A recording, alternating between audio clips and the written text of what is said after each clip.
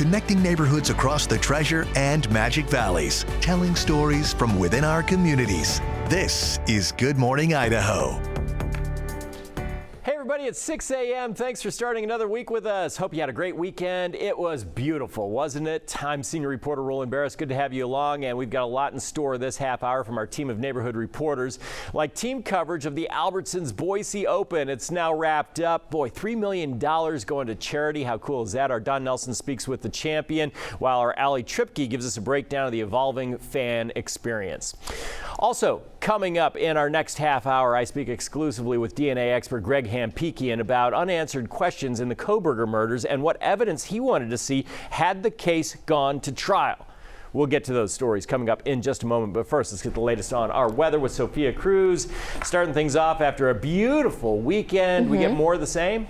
Yeah, it's just going to get a little bit hotter into our afternoons though. So if you like the heat, or maybe you've been wanting to go to the pool or float the Boise River, this will be a good week for it. But for those of us heading into school today, it is going to be a hot one. So grab the water bottle while you're on your way to the bus stop. You've got mid-60s to kick off your morning, but lower 90s to mid-90s area-wide this afternoon. And just giving you a look outside, the sun's not up yet. It's pretty early, but there's a few commuters out there. As we head into the afternoon, we are expecting about 95 in Boise today, so we're not anywhere near the record or really that record low, and thankfully we're not, because 104 would just be way too hot. But we will see the possibility of triple digits. This, and I'm going to be touching on Hurricane Erin throughout our morning. Here's a good look at it right now, about hurricane category 4, so pretty strong hurricane for the Atlantic. We'll be talking about this also throughout our morning, and then just what we can expect into the week ahead. Roland. All right, thanks, Sophia. I always see those hurricanes in the Atlantic. I just figure they're going beeline for the coast, but not this time, which is great news. All right, we start this morning with an update on the rock fire that has been burning near Tamarack Resort since last Wednesday. Here's the very latest. The rock fire remains active this morning as nearly 600 firefighters continue to fight the now over 2,600-acre fire burning south of Tamarack Resort. Now, the fire is 0% contained at this point, and suppression efforts include aerial support, delivering water and retardant to hotspots, while ground crews build and reinforce containment lines. According to an update from the U.S. Forest Service, the rainfall on Sunday wasn't much help, as the tree canopy prevented much of the moisture from reaching fuels on the ground. They also say the fire is producing rollout, which is when burning logs or debris roll downhill, igniting trees and other vegetation along the way. Ready evacuation orders remain in effect for 3 zones in Valley County, and you can find more real-time updates on idahonews6.com. A young girl was injured on this ride at the Western Idaho Fair after a faulty sensor caused the ride to be unbalanced. I'm your neighborhood reporter Brady Caskey at Expo Idaho, talking to Sean Butler about the incident and safety of fair rides as a whole. On opening day at the Western Idaho State Fair, we had a minor injury on the Viper ride. Sean Butler of Butler Amusement says opening day kicked off with a young rider heading home early with a minor abrasion on her arm after the Viper ride became unbalanced. We had a issue with a sensor. It broke. Butler tells me a broken sensor isn't incredibly unusual, but this was the first and only injury they've had at the fair this year. Just like anything else, like being in your own vehicle, it's equipment. So things do break. We have to fix them. It's part of a daily routine of owning a carnival. The fair features over 45 different rides, and Butler says their team does daily, weekly, and monthly inspections on their equipment to make sure those rides are safe for visitors. We also have independent ride inspectors come on site before the event is even opened. They were here for 5 days before we opened, inspecting all the rides. Our safety record speaks for itself. We've been in business for 55 years, have operated with literally 100 million people have ridden our rides. The young girl was treated on site by paramedics and was okay after the malfunction. The whole family came back and rode a lot of rides, so it was a happy ending in the end. Out of an abundance of caution, Butler Amusements is replacing all of the sensors on the Viper. The ride should be up and running again come Tuesday. Reporting from Expo Idaho, I'm Brady Caskey for Idaho News 6. Another case of measles confirmed in an unvaccinated child, this time in Bonneville County in eastern Idaho. It is the first case in an eastern Idaho resident since 1991. And the second case confirmed there this year after an international traveler tested positive last week. Now, the new case was exposed to that prior person, and health officials say they've both been isolating to prevent the disease's spread. As we reported last week, we also saw the first confirmed measles case in the Idaho Panhandle in more than 3 decades. The disease had previously been declared eliminated in the U.S., but cases have reappeared as vaccination rates decline. Several measles cases were identified in the Treasure Valley back in 2023. If you think you have measles, call your doctor, but be aware this is a contagious disease and you must warn them before going into the office. What an exciting finish to the 2025 Albertsons Boise Open presented by Chevron. I'm senior reporter Don Nelson here at Hillcrest Country Club, where we were all day long watching thousands of fans come in and cheer on their favorite golfers. In the end, Emilio Gonzalez shoots a 61 to not only win the championship, not only get a big paycheck, but also he gets to go to the big dance. He had PGA Tour. Spoke with him right after he won. Congratulations to Emilio. I can't say. Emilio Gonzalez shot a 61. You are the victor. You are the champion of the 2025 Albertsons Boise Open presented by Chevron. Yeah, honestly a little surreal still right now. I can't believe it. With so many guys in the mix starting the day, it was, anyone could take it home, and I'm just really happy that was me this week, so super excited. Before I get to some shots here, but you are officially, you made it to the big show. Yeah. The PGA Tour. Yeah, I just heard about that 5 minutes ago, and yeah, man. Has it sunk in yet? No. Well, we've been working the whole year for that, and it's been such a grind, and just capping off this long summer stretch has been just amazing doing it here in Boise. Eagle out of the gate. Yeah, we had 146 yards. It was just a perfect number for the pitching wedge, and it was right on line the whole time, and then took 2 hops and went in. So, yeah, it was pretty sweet. Well, how about your family? Tell us about your family, how they feel for you tonight. Yeah, I can't even imagine just calling them right now as soon as I get off the property, but I'm just so excited, and I can't wait to see them and just giving a big old hug. And you love this course, Hillcrest, don't you? Yeah, I do. Yeah, I might be a little biased, but I think it's one of the best stops of the year in the tour, and it's just really cool. Emilio Gonzalez, congratulations for being this year's champion. Thank you so much. Really appreciate it. Remember that name, Emilio Gonzalez, on the PGA Tour. He's got a very bright future ahead. Hey, a big shout out not only to Hillcrest Country Club, but all of the volunteers that were out here for the entire week. They did a fantastic job. Without them, this tournament couldn't happen, obviously. Reporting from Hillcrest Country Club in beautiful Boise, Idaho, I'm senior reporter Don Nelson, Idaho News 6. Merging professional golf with fun fan experiences. The Boise Open has been a one-of-a-kind tournament on the PGA Tour's Korn Ferry Tour for over 30 years. It's always the fan experience here at the Boise Open. Come on, it's great. It's a fun time out here. And it's just the atmosphere and the concentration you see. You actually pick up some tips as a golfer. And watching golfers swing for the top spot in the tournament is only half the fun, as fans can enjoy 3 concerts throughout the weekend. Yeah, it's a really great spot to see a show, and we came to see Weezer a couple years ago. That was awesome, so figured I'd do it again. Albertsons Boise Open organizers stress the importance of making the fun weekend event accessible to all. $35 to watch PGA Tour golf during the day and a fabulous concert at night, so it's just really affordable. I'm neighborhood reporter Ali Tripke for Idaho News 6. Check this out. Idaho native and rookie Chicago Bears tight end Colston Loveland getting his first reps on offense last night against the Bills. And you can see Loveland here fully extending to catch a 19-yard dart across the middle from Caleb Williams.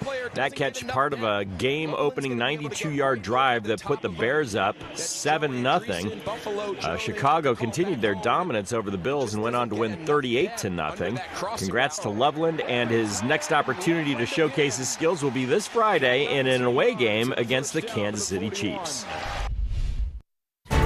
What When we get back, Ukrainian President Zelensky and other European leaders meeting with President Trump today. A preview coming up. Good Monday morning to you. Your time right now is 6:12, and our neighborhood of the day is Nampa. Now, it's going to be a good week ahead of us, but you'll notice that it is going to get really hot into our afternoons ahead. You've got lower 90s into today, nice and dry. Plenty of sunshine, but I'll be showing you how hot we can expect, and there's some triple digits in the forecast. I have all the details you need to know coming up.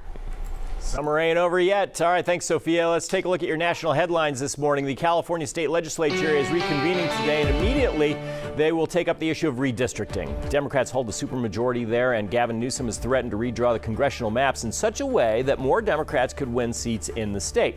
Now, Newsom laid out the plan after, of course, Texas unveiled its own maps to redraw congressional seats to help Republicans in that state. The tit for tat over political maps comes as President Trump works to hold on to a Republican majority in the House during the midterm elections, and Democrats try to seize control of the chamber. A court hearing set for today over Florida's Alligator Alcatraz Immigration Detention Center. Detainees at the facility are saying their civil rights are being violated. They claim there was a ban on attorney-client meetings after their lawyers were being turned away at the gates. The attorneys also saying that the video calls that they were having with their clients were not confidential. The state and federal governments argue that Florida has the authority to do what it's doing under a law that allows federal immigration authorities to delegate some of their responsibilities to state law enforcement. And Hurricane Erin re-intensified into a Category 4 hurricane. It's expected to create dangerous surf along the East Coast this week, which is the first Atlantic hurricane of 2025. It started growing in size again as it moved through the Caribbean, unleashing heavy rains and intense winds on Puerto Rico. Tropical storm warnings remain in effect for parts of the Caribbean, but fortunately it's going to miss the mainland of the U.S. In addition to dangerous surf, though, on the East Coast, Erin could cause highway flooding in North Carolina's Outer Banks. And this morning, the stage is set for President Trump to meet with Ukrainian President Zelensky and European leaders at the White House. And it comes after Friday's high-stakes summit with Russian President Vladimir Putin. ABC's Nicole D'Antonio is in Washington with the details. President Trump prepares to meet with Ukrainian President Volodymyr Zelensky and other European leaders at the White House. It comes as President Trump continues putting pressure on Zelensky to negotiate, writing on social media that Zelensky can end the war with Russia almost immediately if he wants to, or he can continue to fight. Zelensky responding overnight, writing, quote, "Russia must end this war, which it itself started. And I hope that our joint strength with America, with our European friends, will force Russia into a real peace." Secretary of State Marco Rubio saying a peace deal is still far off and both sides must negotiate. You can't have a peace agreement unless both sides make concessions. If not, it's just called surrender. And neither side is going to surrender. The British Prime Minister, French President, and German Chancellor are all among the European and NATO leaders joining Ukraine's president as he meets with President Trump. The meeting comes following President Trump's summit with Russian President Putin on Friday, which led to no agreement. Special Envoy Steve Witkoff, who was in the talks, saying the United States did get Russia to agree to a future U.S. security guarantee that if Ukraine is attacked again, the U.S. could defend it. We were able to win the following concession, that the United States could offer Article 5-like protection, which is one of the real reasons why Ukraine wants to be in NATO. Sources tell ABC News that Putin is demanding Ukraine give up the Donetsk region in exchange for stopping further attacks. But Zelensky, who was not included in Friday's summit, saying Ukraine will not agree to give up any more territory and that those discussions can only happen with Ukraine at the table. The constitution of Ukraine makes it impossible to give up territory or trade land. Over the weekend, Russia continuing its attacks, launching missiles and drones across eastern Ukraine. Today, President Trump will greet Zelensky outside the West Wing at 1 o'clock Eastern, followed by their meeting with European leaders in the East Room. Nicole D'Antonio, ABC News, Washington. Along the Boise River, how the city is celebrating 75 years of keeping the Boise River clean and how you can join in on the fun. Sophia Cruz with the Idaho News 6 forecast. All right, well, happy Monday to you. It's nice to start another week. Now, I hope you had a wonderful and restful weekend and that you had some fun and got a good night's rest, because it is Monday, which is a little bit harder sometimes to get up in the morning, getting back into the work and school flow, and I'm sitting right there with you. But take a look at high temperatures across the U.S. today. We've got triple digits all the way down to San Antonio and Dallas, 90s as you make your way into the East Coast. The West Coast seeing some triple digit heat too, from Phoenix up to Las Vegas. This afternoon we have 95. Now, speaking of the East Coast, we have been talking about Hurricane Erin this morning, and as far as what we can expect, it is going to eventually strengthen to it this afternoon, hitting about Hurricane Category 4, but as we make our way through the rest of the week ahead, it will dissipate and eventually make its way back down towards a 2, and it is expected to not make landfall on the U.S. So just showing you the track of this and the reason why. There's an upper level ridge and really just a strong high just over the Atlantic, but there's a weak disturbance that will eventually cause this to shift northward and drift a little bit further to the northeast. What's really going to pull it in though and make it go away from the U.S. is this trough that eventually makes its way across the East Coast. Now this will act as a hook carrying the hurricane with it, and that'll really help us really throughout the week, because otherwise if it would have made landfall, it could be a really strong hurricane to impact the eastern portion of the U.S. But behind that, there is going to be some rain across it, but again, it's really a nice blessing that we aren't seeing it make direct impact. For this afternoon, you'll notice that it is going to get pretty hot, so the heat is going to continue to impact us here. You've got mid-90s interior valley floors, 97 in the Mountain Home, 100 in Glenns Ferry, and the heat continues to build into our Tuesday afternoon. So expect a hot week ahead of us. It is not going to be similar to last week where we saw some slight relief, but even into tomorrow, 98 over in Boise, 101 in the Mountain Home, 104 over in Glenns Ferry, and those 90s are going to make their way into the mountains. The big reason we're seeing this is because there is a pressure ridge just down to the southeast of us, and that's going to eventually expand towards the really west coast of the U.S. So because of this, our heights are going to increase, and in turn, our temperatures are going to bump up. On top of that, while it is going to be sunny, hot, and dry, we will also be looking at an elevated wildfire risk through the week ahead. And I know there's no red flag warnings, but again, just a heads up if you were doing any outdoor burning, because it has been very hot. Now, through the week ahead, we are going to notice that smoke will continue to linger. Before this morning, this is going to cause and contribute to a hazy start to the day. By the afternoon, so this goes into 6 o'clock, light smoke will continue to sit over Boise from Melba all the way up to our west central mountains and into the eastern central mountains. And into tomorrow, it does get a little bit clearer throughout our really lower Treasure Valley, but for much of us, it'll just kind of be a light haze following us through the week. Okay, your 7-day forecast. Tomorrow is going to be a hot one for us. You've got 98 as you head into Tuesday afternoon, but by the back end of the week, the 98 really pattern is going to return. So between 97 to 99 is what we're hovering and really looking like into the weekend. So prepare for a hot week ahead, and I'll keep you up to date right here throughout our morning together. The city of Boise is making waves as it celebrates 75 years of keeping the Boise River clean. I'm your Boise Bench neighborhood reporter Sahana Patel, diving into how this weekend's Water Jamboree is making a splash in our community. It's wonderful, since I haven't seen it for so many years, and to come down here and still see it clean. Today, floaters can enjoy a smooth, clear ride down the Boise River. But it hasn't always looked this way. You'd probably see like a discoloration in the water. You might see trash floating down. You know, we get bags. Back in 1949, an initiative by the League of Women Voters established Boise's Lander Street Water Renewal Facility. So no longer did everything that went down the sink or any floor drain in any restaurant or anything like that, all of that used to go straight into the river. This facility sorts through waste from apple cores to toys, removing debris from the water. And we take that out, and then we start to treat it for different things that we're concerned about in the river. To commemorate 75 years of this service, the city is organizing a water jamboree with fun for the whole family on Saturday at Ann Morrison Park. If you can't make the event, you can still make a difference. The biggest thing that they can help us with is not to flush so-called flushable wipes. And if you don't put your pharmaceuticals down the drain in any way, we have an impact in Boise that stretches all the way to the Pacific Ocean. You can join the celebrations at Ann Morrison Park from 11 a.m. to 3 p.m. Saturday. I'm your Boise Bench neighborhood reporter Sahana Patel for Idaho News 6. One of the most extreme kayaking races will return to Idaho next June. One of the most extreme kayaking races will return to Idaho next June. Are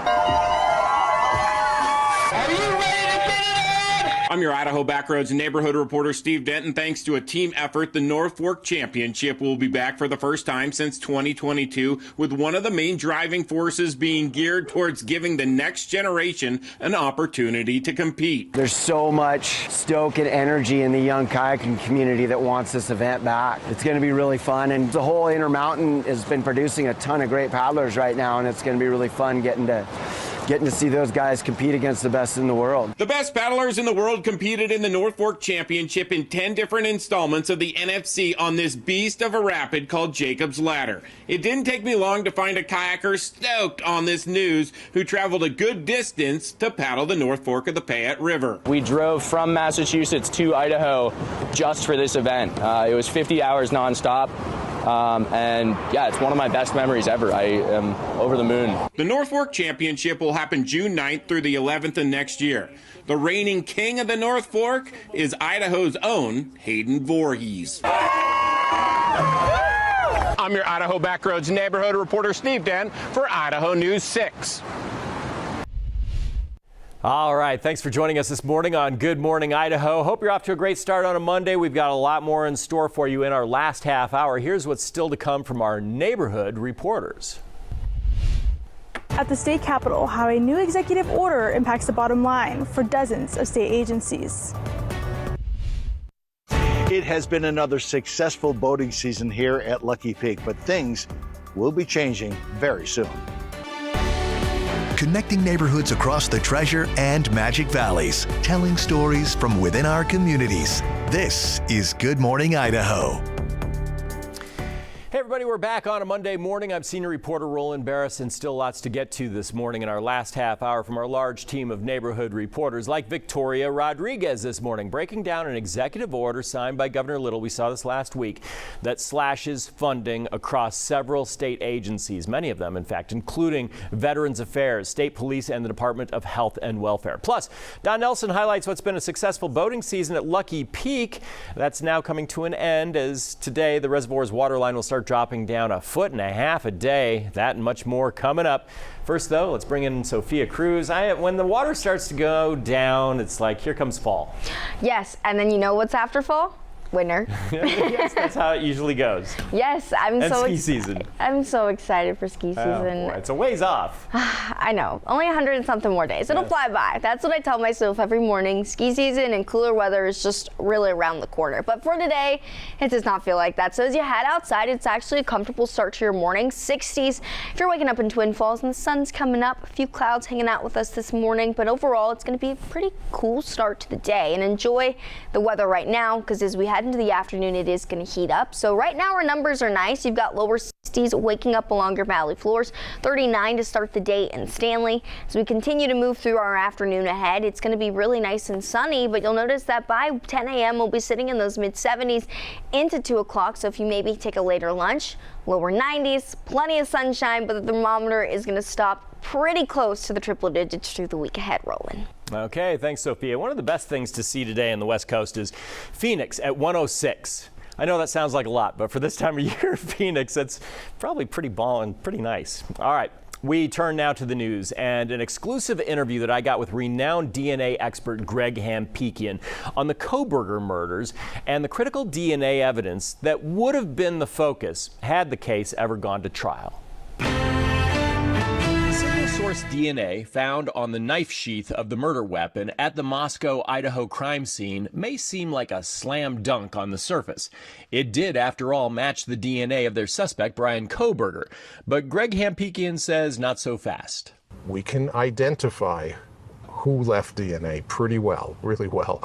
What we can't do is tell how the DNA got there. The state of Idaho, through their crime lab, proffered to the court that they could tell how DNA got somewhere. And I very, very strongly disagree with that. Hampikian says DNA on a Q-tip, for instance, could be spread to many places where the original donor has never been. If I want to say, well, I saw him put his hand there, I would dip it in distilled water first, and then I just rub it like that. That's the whole technique. Well, now what have I done? I've transferred DNA that you left somewhere directly onto a swab that I can carry anywhere. And even the prosecutor in the Kohberger case, Bill Thompson, says Kohberger's DNA was only one piece of their puzzle. We got a tip via investigative genetic genealogy with the name Brian Kohberger, and that enabled the investigators to start focusing their inquiries on him, and the evidence fell into place pretty smoothly after that. But DNA was the key piece of evidence that led law enforcement to Kohberger, who, years after his arrest, voluntarily confessed to the crimes in a last-ditch effort to avoid the death penalty. There's no smoking gun. Turns out, though, the FBI used genealogical databases they weren't allowed to use, which Kohberger's defense team spent years trying to keep out of evidence presented at trial. I would have liked to have seen a real hashing out in court about how the FBI does genealogy, because I think the public needs to be aware about what happens to their DNA. Hampikian says there's no enforcement to stop the FBI from using any public database it wishes to track down criminals. If you're okay with that, great. If not, Hampikian says you may be out of luck.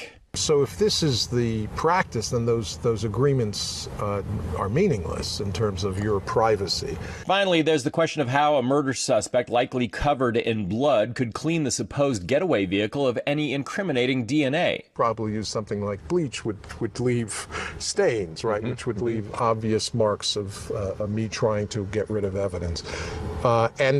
And when you clean DNA, you're often just smearing it around. But remember, Brian Kohberger was pursuing a PhD in criminology at Washington State, studying how to collect evidence and avoid crime scene contamination.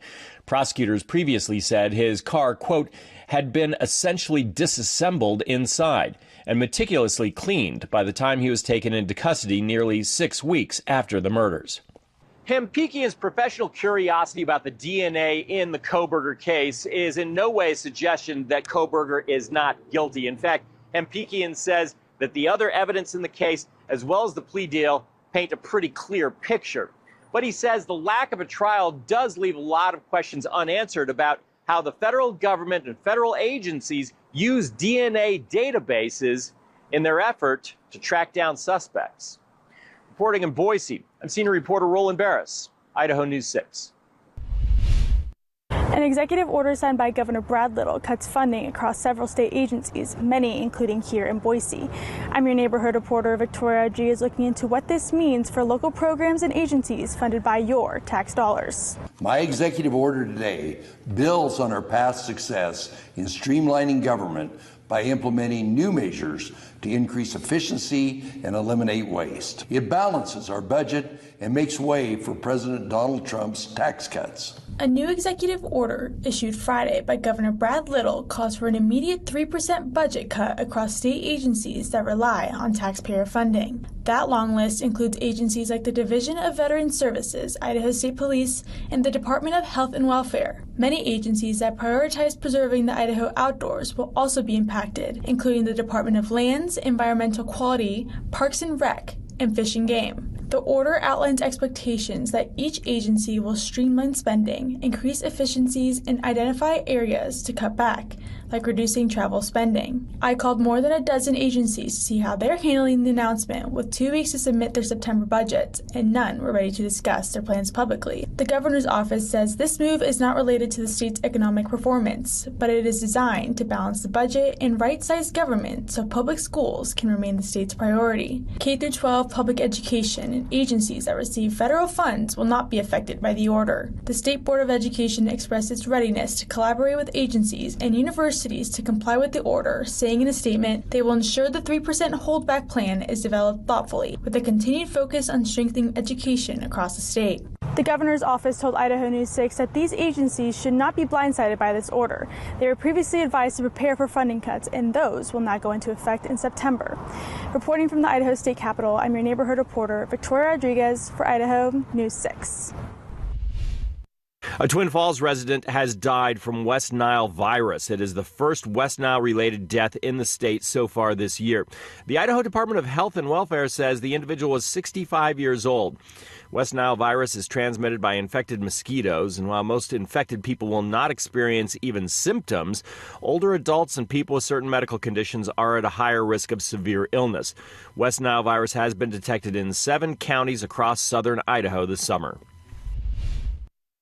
For Idaho News 6, I'm senior reporter Don Nelson here at Lucky Peak Reservoir. It has been another successful boating season. But boaters we spoke to and the folks that run the marina here at Spring Shores, they all know things are going to be changing very soon for this season. Oh, it's the greatest summertime event for my family. We love to come out here. We've been coming out here for 7 or 8 years. Marcus Maltby could spend all year here if he could, but because of drawdowns, he and other boaters will have to pull their boats out of the water at Spring Shores Marina in the coming weeks. Starting Monday, the 18th, the reservoir's water line will start dropping 1.5 feet per day for about 10 days, and then down to 2.5 feet per day over the next 3 to 4 weeks, which means the Idaho Department of Parks and Rec, who oversees Lucky Peak State Park, will keep very busy. So that means that our docks will start being affected August 23rd. So starting August 18th, we at the state park will start pushing out those docks as the water drops and chasing that water line. Saban says they'll need the first 20 slips on each dock by August 23rd. We do make phone calls and remind people, hey, it's getting close to when you got to pull out your boat. But they are responsible for their vessel. And every year we usually have at least one person that waits a little too long. So hopefully we don't have that this year. Reporting from Spring Shores Marina at Lucky Peak Reservoir, I'm senior reporter Don Nelson, Idaho News 6. Health advisories have been issued for Lake Lowell in Canyon County and the Van Wyck boat ramp at Lake Cascade in Valley County. A recent water test in both bodies of water detected toxin-producing cyanobacteria, posing risks to people, pets, and livestock. Visitors are advised to avoid swimming and contact with the water, ensuring that children and pets stay clear. If you show symptoms like rashes or breathing issues after water contact, consult your health care provider or call Poison Control. Health Secretary RFK Jr. says he wants to make America healthy again with an upcoming report that calls for restrictions on pesticides and ultra-processed foods. Okay, it's 6:42 on our Monday morning, and our neighborhood of the day is Nampa. This afternoon, you can expect those mid-90s area-wide, so it is going to be pretty toasty here. Lots of sun, though. We're not really expecting too many impacts, but we are going to start to see the heat turn up as we head into tomorrow and into the weekend. So I'll have all the details on your latest forecast coming up ahead. This morning, a potential setback for Health Secretary Robert F. Kennedy Jr. in his push to restrict pesticides in ultra-processed foods. An upcoming Make America Healthy Again report does not signal any intention to eliminate pesticides, instead calling for more targeted and precise pesticide applications and programs that would help to decrease pesticide volumes. It also calls for a government-wide definition of ultra-processed food. The draft report, first reported by the New York Times, comes as a follow-up to a report in May with officials pointing to factors that are worsening the health of American children. RFK Jr. saying this in his January confirmation hearing. Something is poisoning the American people, and we know that the primary culprits are changing food supply, the switch to highly chemical intensive processed foods. The health department is declining to verify the draft's authenticity, with the White House saying unless officially released, it is speculative literature. While many have pushed for pesticides to be removed, questioning the impact to health, some groups lobbied against new recommendations. The Secretary of Agriculture telling reporters this month, there is no chance that our current system of agriculture can survive without those crop protection tools. The administration has already moved to phase out artificial food dyes and fast-track approval of natural alternatives. Kellogg's, General Mills, and Smucker are eliminating artificial dyes from their products. Chains like Popeyes and Sweetgreen have also committed to remove seed oils from menus, which Kennedy has said is linked to obesity and chronic illness. Seed oil is one of the components of processed foods, and that is, all the science indicates that ultra-processed foods are the principal culprit. Lionel Moyes, ABC News, New York. It's 6:46. Let's take a look at what's happening in your neighborhood today. ITD is permanently closing 3 left turn locations on Eagle Road starting today. That's going to be something to avoid. The closures are between I-84 and State Street as part of a pilot project to improve safety along the corridor. Closing are the 2-way left turns between Island Woods Drive and North Channel of the Boise River, the northbound left and Bald Cypress Street, and a southbound U-turn at Bourbon Street near Ustick. So watch out for all of those. And students in Twin Falls heading back to school today as the district begins a new academic year. Back to school time. A reminder that Monday through the year, including the first day today, classes will end early. You can check your school's specific start and end times on the Twin Falls School District website. And the Western Idaho Fair is underway, well underway, with buy one, get one free admission for tickets bought from 12 to 4 p.m. today. That's right. You can buy one regular price ticket and get another one free of charge. Just head to the gate to claim the deal, and you can head to our website for team coverage of all the fair activities. Sophia Cruz with the Idaho News 6 forecast. All right, well, it's 6:48 and happy Monday to you as we get ready for the week together. It is going to get pretty toasty as we head into tomorrow afternoon and the weekend, but for right now, that's not the case. So if you're heading out near the village of Meridian or you're waking up in Meridian, 63 to kick off the day. You're noticing that those clouds are slowly increasing, but we will start to see the sunshine return.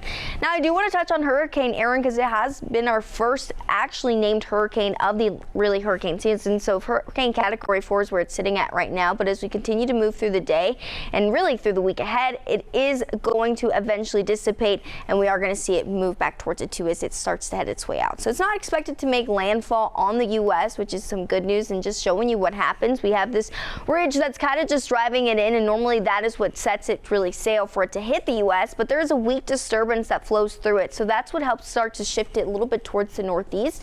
But really what the biggest change is, and that you're going to notice, is that there's a trough that makes its way across the U.S.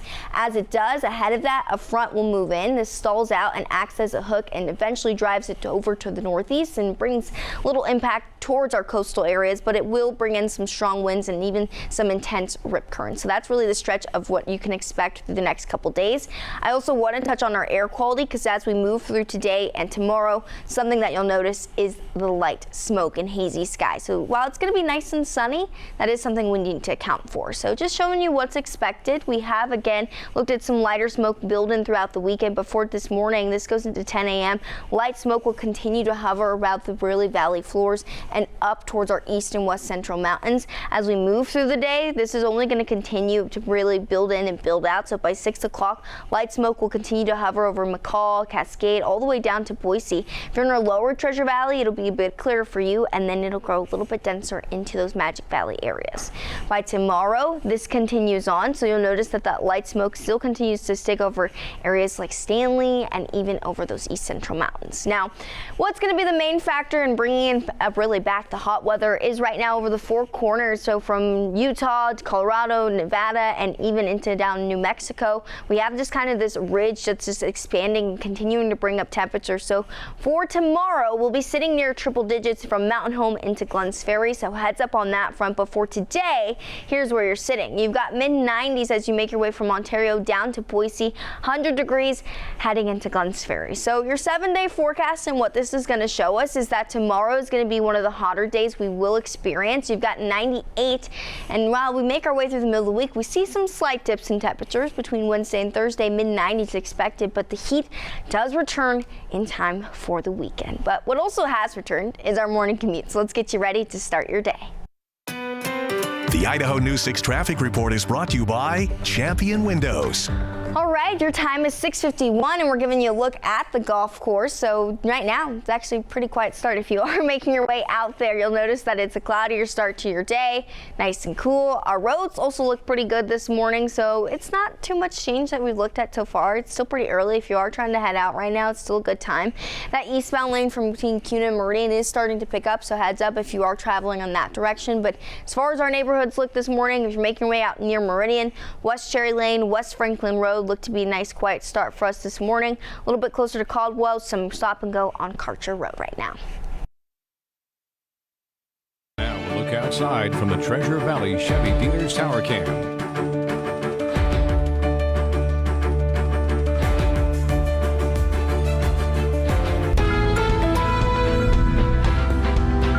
In this morning's GMA First Look, saved from a burning car. Where you at?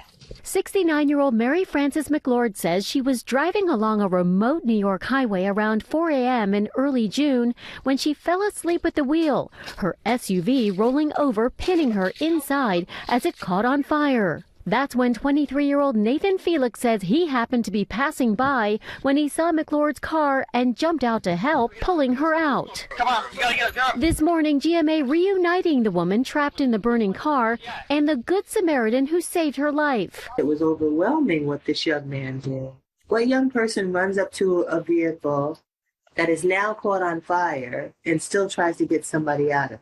And coming up at 7 a.m., we'll have much more on this harrowing caught-on-camera rescue. With your GMA First Look, I'm Allison Kosick, ABC News, New York. Welcome back, everybody. We are just 5 minutes before the hour, and we are just wrapping up here. In case you missed it, though, these are the top stories that we're following from our neighborhood reporters. A faulty sensor on this ride at the Western Idaho Fair led a young rider to be injured. Sean Butler of Butler Amusements says opening day kicked off with a young rider heading home early with a minor abrasion on her arm after the Viper ride became unbalanced. Butler Amusements will be replacing all the sensors on the ride and expected to reopen on Tuesday. On the Boise Bench, a Saturday celebration marking 75 years of water renewal services keeping the Boise River clean. Back in 1949, an initiative by the League of Women Voters established Boise's Lander Street Water Renewal Facility. To commemorate 75 years of this service, the city organized a water jamboree at Ann Morrison Park with fun for the whole family, including games, activities, and face painting for kids. All right, and to get the latest on all of these stories, all you have to do is go to our website, idahonews6.com. Now, the Out the Door forecast, brought to you by Pella Windows and Doors. All right, well, it's 6:57, and as you head out for your morning, it's a nice and cooler start waking up for us. You've got lower 70s by 9 a.m., but even then, it's going to get pretty warm throughout the day and pretty quickly. By 3 o'clock, we'll be in those lower 90s. We stop at the mid-90s this afternoon. On top of that, we'll be seeing hazy skies build in throughout the day, so heads up on that front. If you want to read more about this forecast, you can head on over to idahonews6.com. Otherwise, let's get you ready to head into work and school. The Idaho News 6 traffic report is brought to you by Champion Windows. Okay, it's 6:57, and we are giving you a live look of downtown where it's Monday morning. People are heading out into work, some of us heading into school. It's going to be a good day, and right now it's a good time to head on the roads. We're not looking at too much change and have barely seen anything really move throughout the day. So if you're looking for that early start, now is a good time to head out, especially if you're traveling from Caldwell into downtown. Right now, you've got just under 30 minutes. The rest of the area, Chittenden Boulevard to US 20 eastbound, coming in at under 13.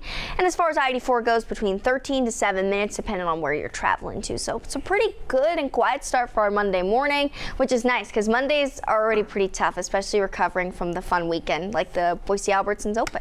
It was a fun weekend, wasn't it? Mm-hmm. It was a good weekend too for weather-wise. So people that were spectating the golf tournament, it wasn't too hot. Yeah, no, absolutely great. Hey, speaking of fun events, there's so many more things. There's the Balloon Fest is going to be coming up. We've got Art in the Park coming up. We also have the Warbird Roundup at the Warhawk Air Museum is going to be coming up this coming weekend. Tomorrow we're going to be out there live checking out a lot of the birds that are coming in. They're so cool. I've flown in so many of them over the years. They offered to take me up, and I'm like, I don't know if I want to do that anymore. What? You never know. It's old technology. That would be fun. We'll see. We'll be there live tomorrow. Have a great day, everyone.